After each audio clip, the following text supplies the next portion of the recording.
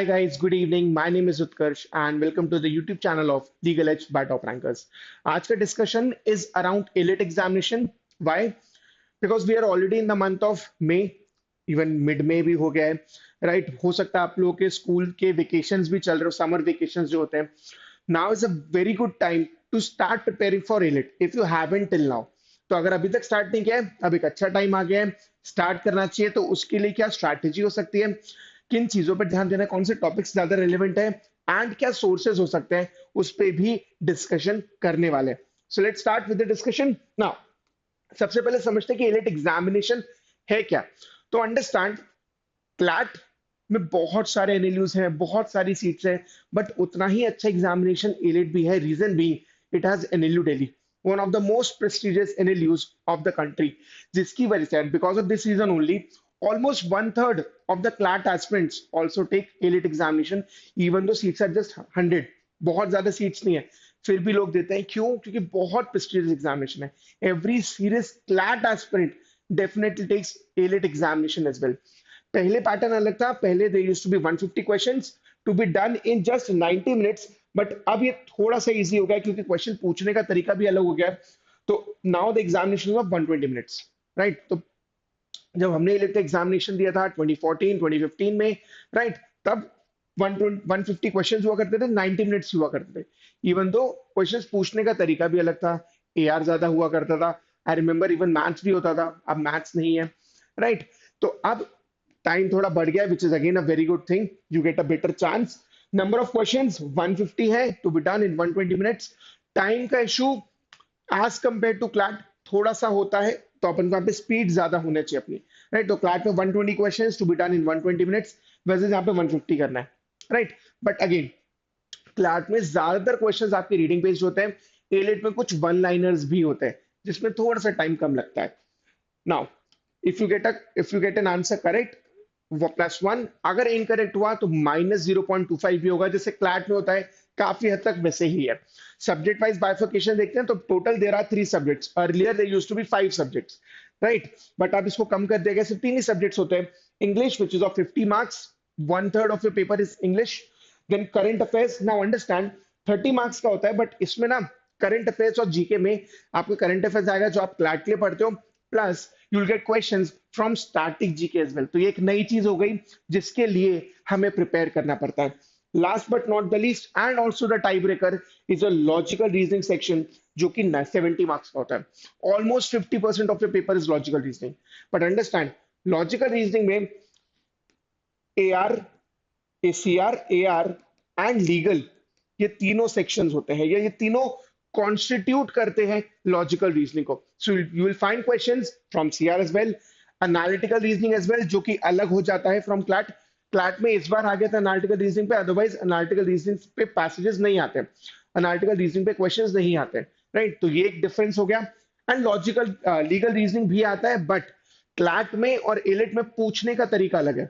So in CLAT, you get a passage and there's a question based on those particular on the topic which is given in the passage. यहाँ पर you'll get a principle and then you'll get a factual situation. You have to apply the principle on the factual situation and get your answer. Right. तो है law ही जो अपन ने पढ़ा है class में, वो काम भी आता है.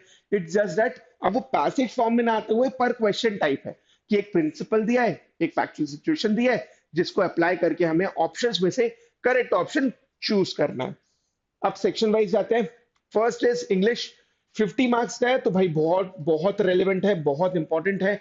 अब क्वेश्चंस किस टाइप के आते हैं? पैसेज बेस्ड क्वेश्चंस भी होंगे. तो आरसीज, जैसे हम क्लैट की तैयारी करते हैं, काफी हद तक वैसे आपको आरसीज भी देखने को मिलेंगे. उसके साथ you will find direct questions as well. तो इडियम्स एंड फ्रेजेस पे क्वेश्चंस आ सकते हैं, ग्रामर पे क्वेश्चंस आ सकते हैं, ऑड वन आउट पे आ सकते हैं, पैराजम्बल्स पे आ सकते हैं, राइट. तो क्लैट में जहां सिर्फ आरसीज हुआ करते हैं, आरसीज पे ही पूरा होता है, यहाँ पर might find questions directly as well. Direct questions भी आएंगे, स्ट्रेट क्वेश्चंस भी आएंगे. तो आरसीज एंड डायरेक्ट क्वेश्चंस दोनों का कॉम्बिनेशन होगा. अब सोर्सेस क्या होता है? अगेन वोकैबुलरी भी रहेगा, तो वोकैबुलरी क्लैट में भी काम आता है, क्योंकि वन वर्ड वाला क्वेश्चन पूछा जाता है वहां पर कि what would be the meaning of this particular term, subject verb agreement. इस टाइप के सारे टॉपिक्स आपको आएंगे. तो direct questions and lengthy RCs भी आपको मिलेंगे. फॉर ऑल द एलिटियंस आपकी आरसेम्स जो है that is more an sufficient, but और सोर्सेज अगर चाहिए तो objective general English by R S Agarwal, very good book. And Wren Martin की जो बुक है वो भी बहुत अच्छी है, राइट। अगर आपको प्रैक्टिस करना है, ग्रामर हो गया, पैसेजेस हो गए, तो ये आपकी बहुत बहुत हेल्प करेंगे। इस पे आप ध्यान दे सकते हो, क्योंकि one third of the section is, one third of the paper is English, बहुत जरूरी आता है। और बहुत सारे स्टूडेंट्स क्योंकि इंग्लिश से ही स्टार्ट करते हैं, तो वो मोमेंटम बन जाता है आपका when you practice more in English, right, and more of English. Plus अगर आपको अच्छे से आता है, वो सेक्शन अच्छा है, तो हमें पता है कि क्लैट में English, logical reasoning, legal reasoning, ये तीनों मिलाकर 80 मार्क्स होते हैं, राइट। तो almost 60-65% of your paper is reading based. And logical reasoning हो गया, भले वो एलेट में हो या इवन इंग्लिश हो, वहां पे भी रीडिंग बहुत इंपॉर्टेंट है, वोकैबुलरी बहुत इंपॉर्टेंट है, इंग्लिश बहुत इंपॉर्टेंट है, राइट। तो बहुत डिफरेंशिएट नहीं कर सकते हम यहाँ पे क्लैट एंड इलेट को, क्योंकि दोनों में इंपॉर्टेंस तो उतनी है। तो जब हम सब्जेक्ट पढ़ते हैं तो भले हम वो एलेट लिए पढ़े या क्लैट लिए पढ़े, वी नीड टू नो भाई कितना इंपॉर्टेंट सब्जेक्ट है, राइट। जिससे इसमें मैथ्स नहीं आता है तो आप मैथ्स से थोड़ा बच जाते हो, बट एनालिटिकल रीजनिंग आता है तो उसका ध्यान रखना होता है। एंड कई बार वो टाई ब्रेकर हो जाता है। तो next section is current current affairs and general knowledge. 30 marks का होता है, बट अगेन कई बार ये टाई ब्रेकर बन जाता है। Why I'm saying this is, a lot of times I've seen कि कुछ बच्चों के वो 26-27 मार्क्स आ गए, वैसे किसी के 12 मार्क्स आए। अब यहाँ पर जितना बड़ा डिफरेंस क्रिएट होगा, उतना मुश्किल हो जाता है उसको कवर अप करना इन अदर सेक्शंस, राइट। तो इवन तो ये सिर्फ देखिए 30 मार्क्स का है, जीके ही तो है, बहुत ज्यादा कवर नहीं होगा, बट इसमें जितना डिफरेंस आप क्रिएट कर लेते हो, वहां पर उतना ही इजी हो जाता है आपके लिए दूसरे सेक्शंस में। इंग्लिश में बहुत ज्यादा डिफरेंस क्रिएट नहीं होता है, राइट। लॉजिकल रीजनिंग में जो डिफरेंशिएटर हो सकता है दैट कुड बी और एनालिटिकल रीजनिंग। लीगल डिफरेंशिएटर उतना ज्यादा नहीं होता है, क्रिटिकल रीजनिंग नहीं होता है, क्योंकि ऑलरेडी आप क्लैट भी कर रहे होते हो। यहाँ पे डिफरेंशिएटर क्या होता है, स्टैटिक जीके।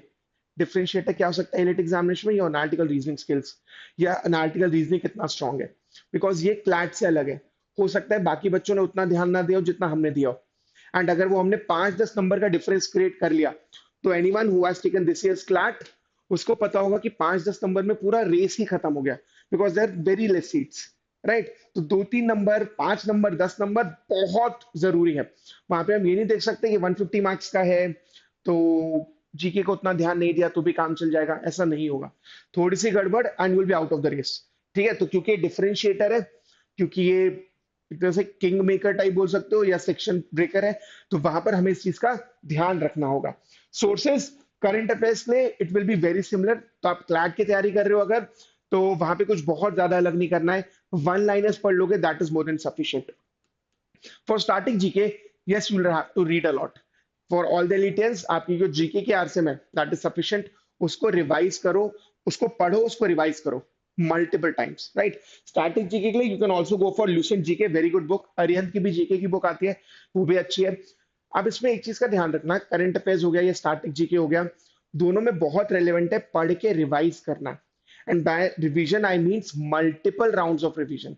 एक बार 2 बार में शायद बात ही नहीं बनेगी, तो मैंने पढ़ा, उसको एटलीस्ट 2-3 बार रिवाइज किया, ये मिनिमम है, ये करना ही पड़ेगा। इसमें उतना इंपॉर्टेंट ये नहीं कि मैंने कितनी अलग अलग बुक्स पढ़ ली और कितने सोर्सेज मेरे हैं। सोर्सेज चाहो तो लिमिटेड रखो and it will be very good अगर सोर्सेज लिमिटेड है।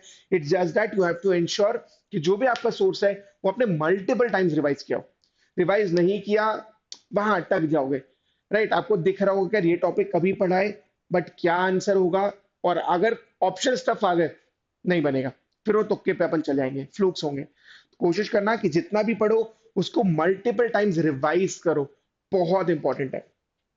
Now moving to the biggest section and the most important section, almost 50% of the paper is logical reasoning. Logical reasoning you will find statement based questions, right?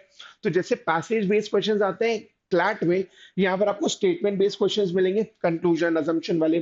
Paragraph based questions भी मिलेंगे, single single वाले जो होते हैं, right. And analytical reasoning तो puzzles मिलेगा, coding decoding मिलेगा, right. Direction test हो गया, ब्लड रिलेशंस हो गए, ये सारे टॉपिक्स भी मिलेंगे। And principle fact based questions भी मिलेंगे जो लीगल रीजनिंग के होंगे, राइट। सबकी अपनी अपनी इंपॉर्टेंस है, गड़बड़ कहीं पर भी नहीं कर सकते। इसमें जो डिफरेंशिएटर होता है वो यूजुअली एनालिटिकल रीजनिंग होता है, राइट। बिकॉज ये 15-20 नंबर, 25 नंबर, 30 नंबर तक का भी आ सकता है। इसमें कोई बाइफिकेशन नहीं है कि कितने मार्क्स का आएगा, बट जितना ज्यादा आएगा उतना ज्यादा बड़ा डिफरेंशिएटर होगा। और यूजुअली उसमें भी पजल्स जो है वो सबसे बड़ा डिफरेंस क्रिएट करता है। डिफरेंस क्रिएट एज इन जो रैंक्स में डिफरेंस आता है, जो स्कोर में डिफरेंस आता है, राइट। तो मेक श्योर कि जो डिफरेंशिएटिंग एलिमेंट्स हैं, for example static GK, for example AR, उसको आप अभी से करना चालू कर दो। अदरवाइज एंड में when when they will be October और नवंबर, बहुत मुश्किल हो जाएगा आपके लिए एक्स्ट्रा टाइम देना फॉर एक्स्ट्रा थिंग्स, राइट। अभी आप ये सारी चीजों पे एक्स्ट्रा टाइम दे सकते हो because still a lot of time is left for CLAT as well as AILET. जब आप एग्जाम के पास जाते जाओगे, आप वो कॉमन चीजें ज्यादा करना चाहोगे जो क्लैट एंड इलिट दोनों में है, रादर देन वो एक्स्ट्रा चीजें करना। बिकॉज अगेन इलिट में है सिर्फ 100 सीट्स, वेरस क्लैट में है 2,500-3,000 सीट्स। तो आप बड़े एग्जाम को जो टारगेट कर रहे हो उसको बैक सीट नहीं देना चाहोगे, वो बहुत इंपॉर्टेंट होगा, उसको मिस नहीं करना चाहोगे, राइट। सो इंश्योर कि जो एक्स्ट्रा चीजें ये लेट ले वो आप अभी से कर लो, ताकि एंड में सिर्फ थोड़ा बहुत रिवाइज करना हो, ज्यादा प्रॉब्लम ना हो वहां पर। सोर्सेज एनालिटिकल रीजनिंग लिए could be book by M K Pandey, a very good book, वहां से प्रैक्टिस कर सकते हो। Again for all the AILETians, आपके जो आरसेम्स हैं सफिशिएंट है, उसको प्रैक्टिस करो, बहुत अच्छे से करो, मल्टीपल टाइम्स करो, ठीक है। कोई कॉन्सेप्ट नहीं बचे या नहीं समझ में आए, बीसीएस में पूछो, जहां पर भी फंसते हो। Again, one source for all the subjects could be your CLAT के previous year papers। अब इसमें ये होगा कि सारे आपको नहीं मिलेंगे, बट जितने आपको मिल जाएं उतना बेटर है, ठीक है। तो क्लैट के प्रीवियस ईयर पेपर्स 2008 से 2019, तो ये वो टाइम था जब अभी जैसे एमएचसीटी एग्जामिनेशन का पैटर्न है उस टाइप से आया करता था। Principle fact based questions legal reasoning में, then analytical reasoning in logical reasoning ज्यादा हुआ करता था। इंग्लिश में आरसी भी होता था, ग्रामर भी होता था, डायरेक्ट क्वेश्चंस भी होते थे, राइट। मैथ्स आता था, मैथ्स खैर इररिलेवेंट है। जीके में it use to be current affairs as well as static GK. Static GK का इवन वेटेज कई बार ज्यादा भी होता था, राइट। तो वो आप चाहो तो क्लैट के previous year papers as well as AILET के प्रीवियस ईयर पेपर्स यूज कर सकते हो, ठीक है।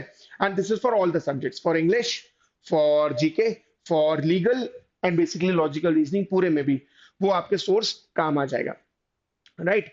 सो इंश्योर कि अपन स्टार्ट करें यहाँ से। If you are willing to prepare और if you want to take AILET examination, now will be the perfect time. Late मत करो, स्पेशली वो एक्स्ट्रा चीजें, because static GK it takes time, it will take a month और two, right. Because ऐसा नहीं होगा कि मैं एक हफ्ते में पूरी बुक खत्म कर दूं, वैसे करोगे तो वैसे समझ में नहीं आएगा, याद नहीं रहेगा, राइट। आपको मल्टीपल राउंड उसका करना पड़ेगा। And same goes for analytical reasoning topics as well, जहां पर वो 5-10 टॉपिक्स हैं, उसको उसकी थ्योरी करनी पड़ेगी, उनकी क्लासेस करनी पड़ेगी, बहुत सारे क्वेश्चन सॉल्व करने पड़ेंगे, ताकि वो कॉन्फिडेंस आए, right. So now is the good time to start your AILET prep. Thank you so much and stay safe.